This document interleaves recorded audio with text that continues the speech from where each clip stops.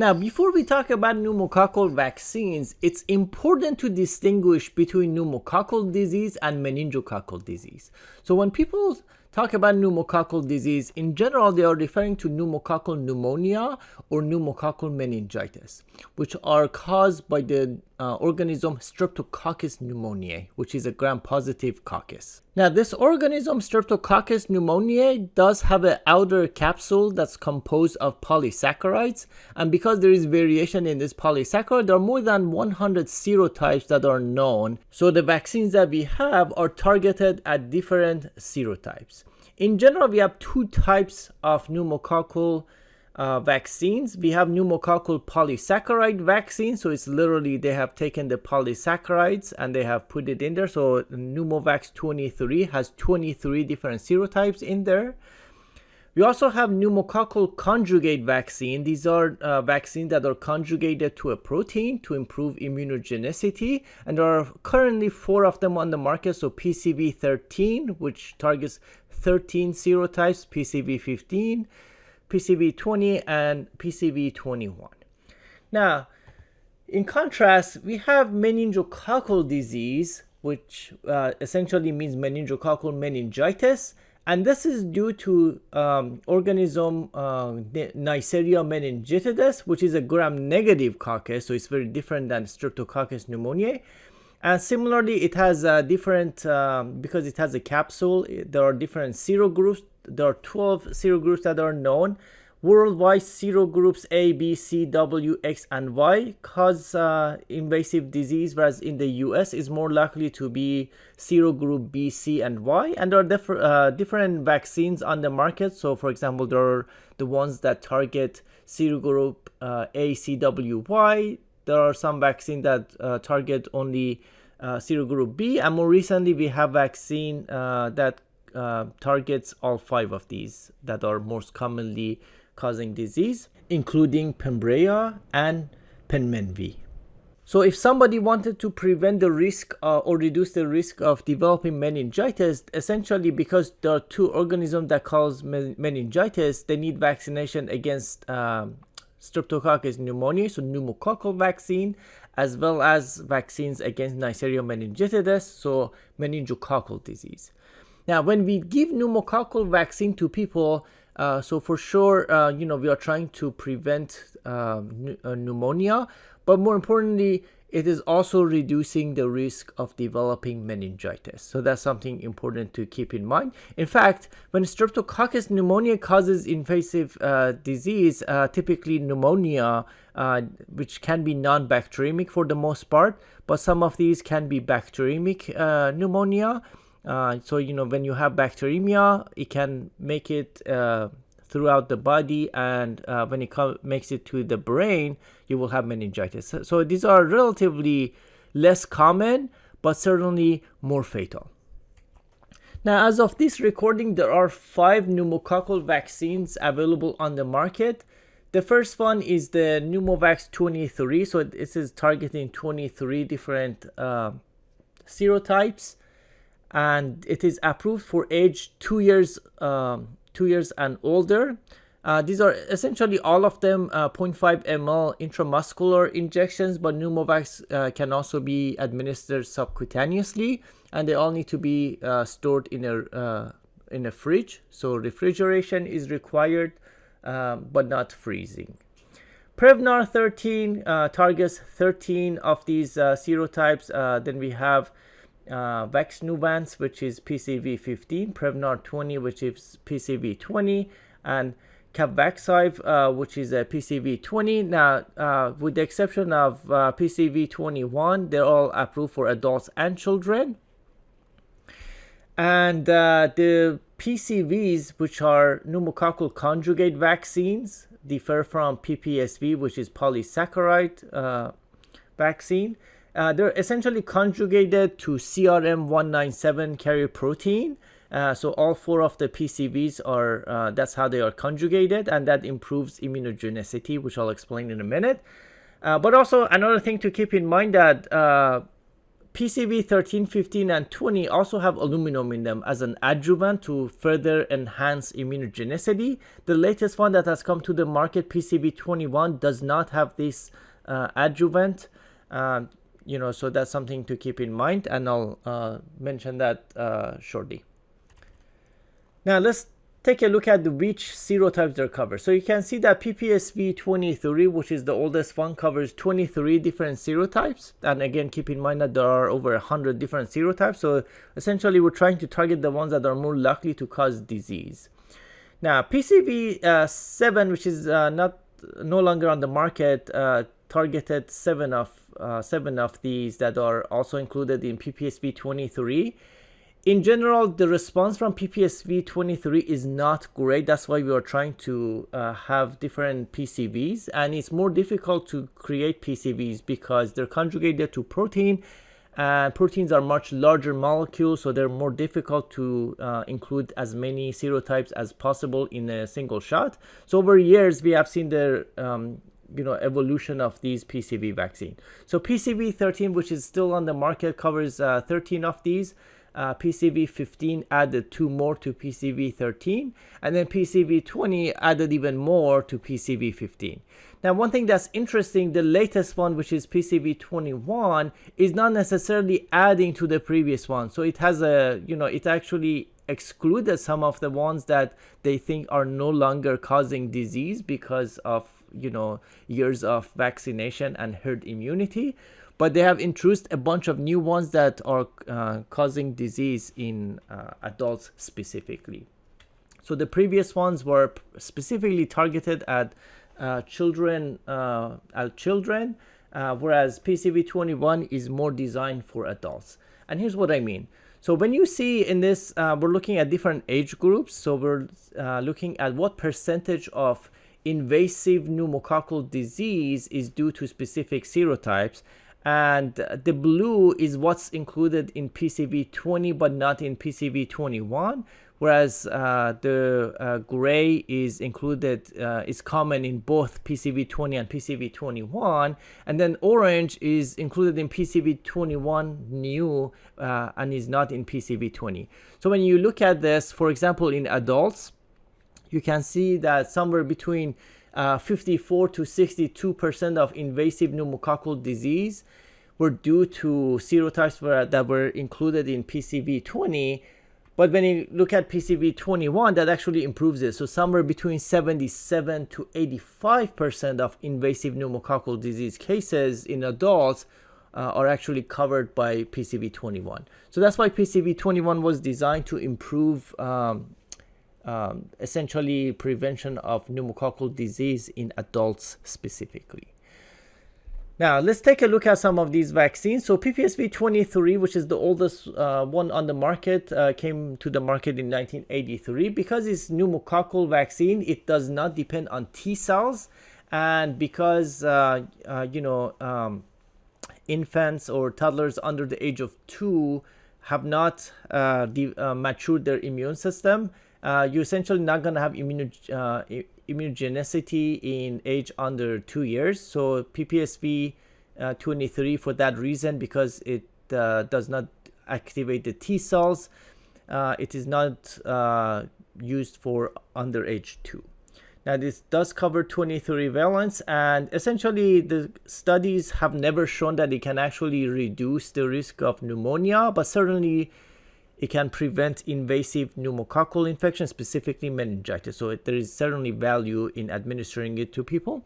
And then PCV13, which is the better formulation, so it's conjugated, so it has enhanced immunogenicity that depends on T cell, and for that reason it does work in children under the age of 2. So it's approved for anyone 6 weeks old and older. So it's part of, or it has been part of childhood immunization schedule, and in fact it came to the market for children first before it came to the market for adults since 2010, and it has been proven to prevent not only meningitis but also pneumonia. So PCV13 is definitely more valuable than PPSV23, but because it only covers 13 serotypes, they definitely need to be administered in combination, not necessarily at the same time, but I'll go over the schedule shortly.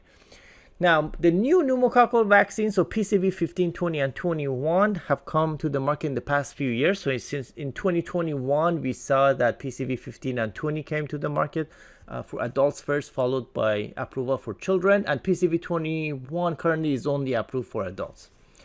Now, these are essentially come to the market based on immunogenicity data. So we don't have efficacy data for any of these. So in other words, nobody has done studies to show that they can prevent pneumonia or meningitis.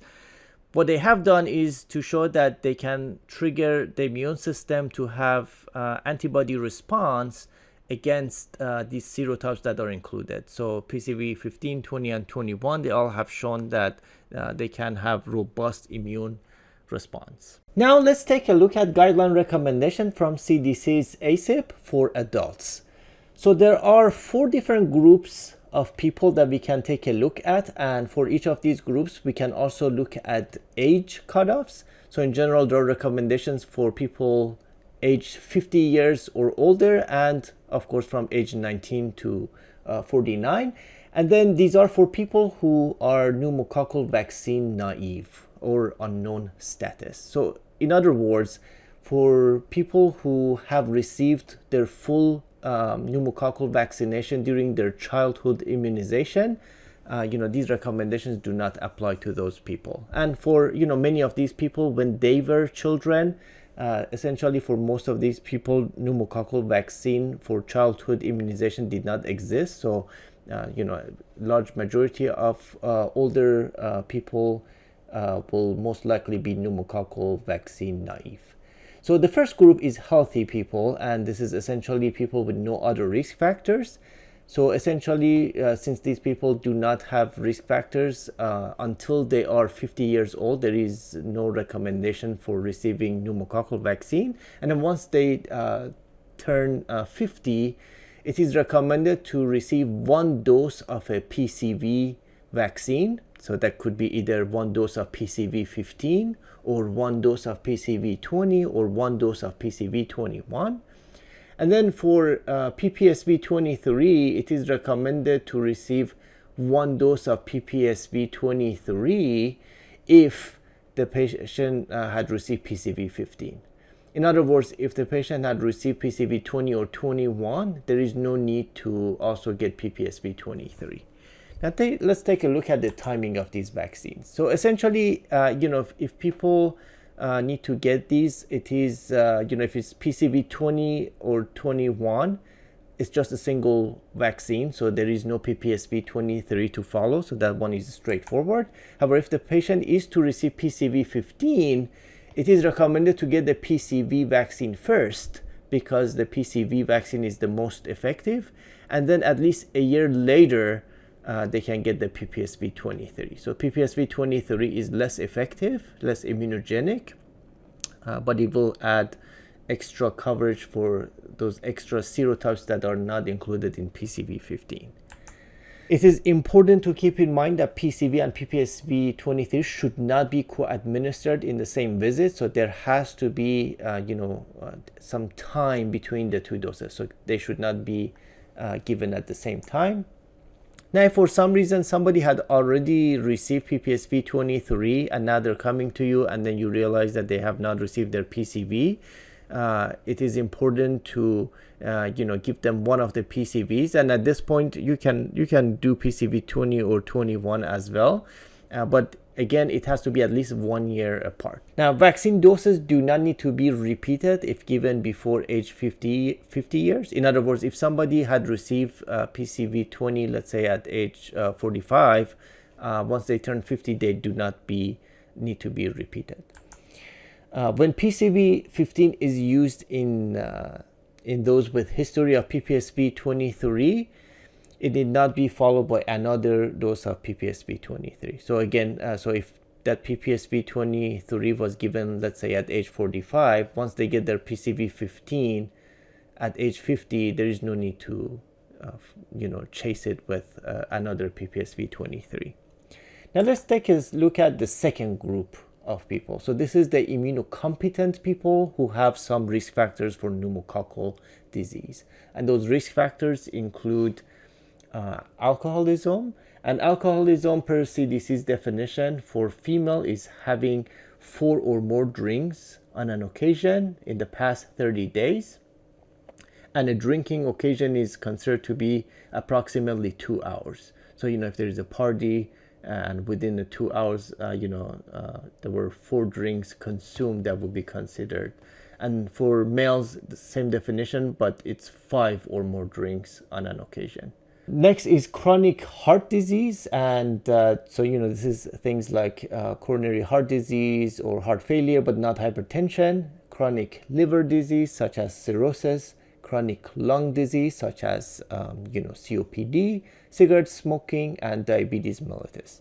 So for these group of people who have risk factors, but they are considered immunocompetent, it is recommended to get a dose of PCV before age of 15. So sometime between age 19 to 49, they need to get 1 dose of any of these. So it could be PCV15, 20, or 21. And of course, if they do get PCV15, it is recommended to follow up with a dose of PPSV23 just to give those extra coverage. If it's PCV20 or 21, there is no need to get the PPSV23 because 20 and 21 give enough coverage. So again, here's the timing. PCV20, 21 is just a single shot. If it's PCV15, at least 1 year later, there will be a PPSV23.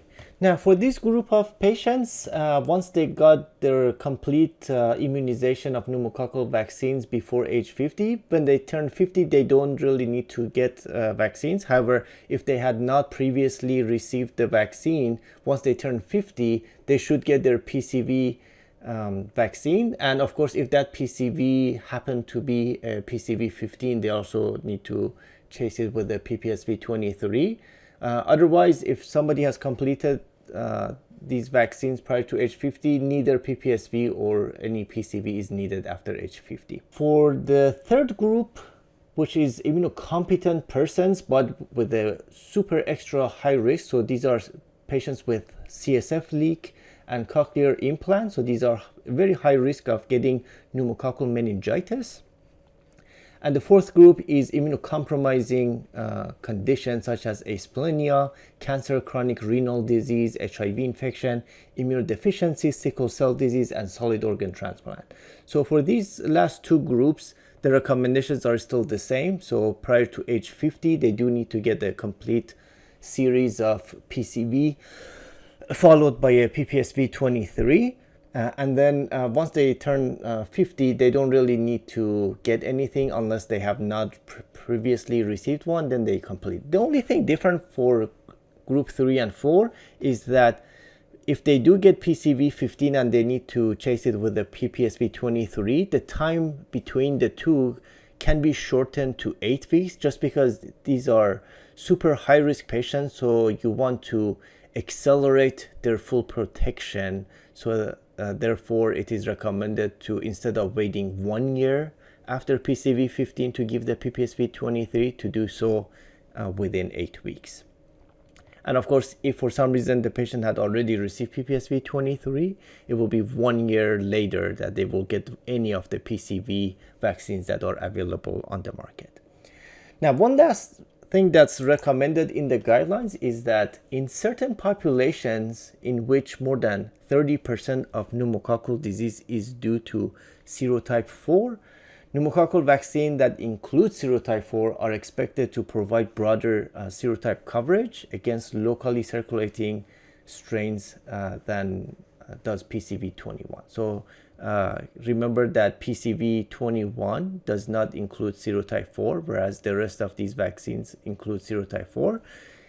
So for those patients, the guidelines recommend PCV20 alone or PCV15 plus PPSV23.